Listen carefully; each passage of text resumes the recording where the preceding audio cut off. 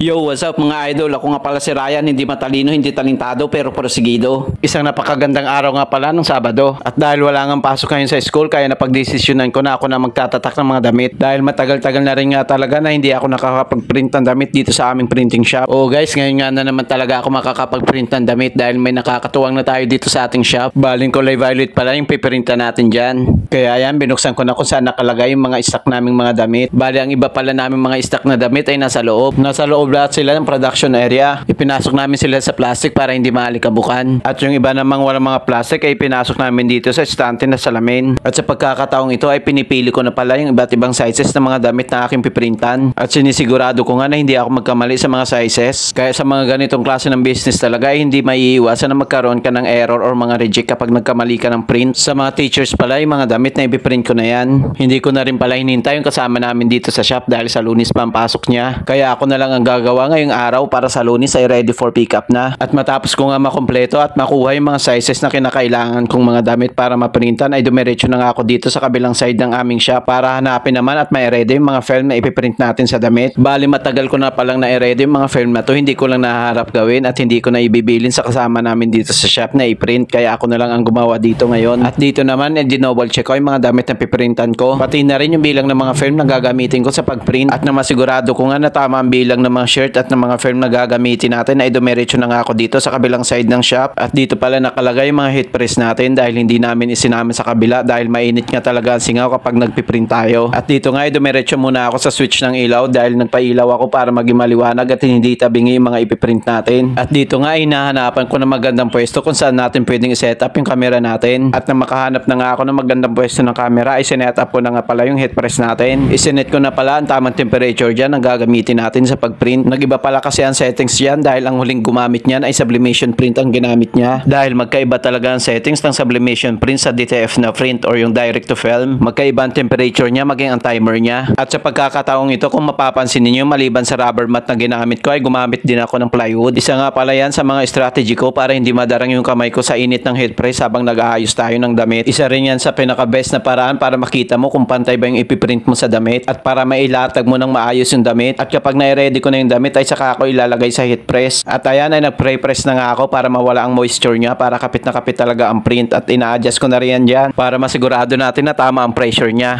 At matapos nga natin i-pre-press yan ay tinatanggal ko rin talaga sa heat press para sa iba na naman ako mag-setup at hindi naman maidarang yung kamay natin sa init. At mayroon din palang akong iba't ibang guide dyan sa pagpiprint ng damit para matansya natin yung taas ng ipiprint natin. At hindi ko pala napansin na may thermal tape pa ako nakadikit sa likod.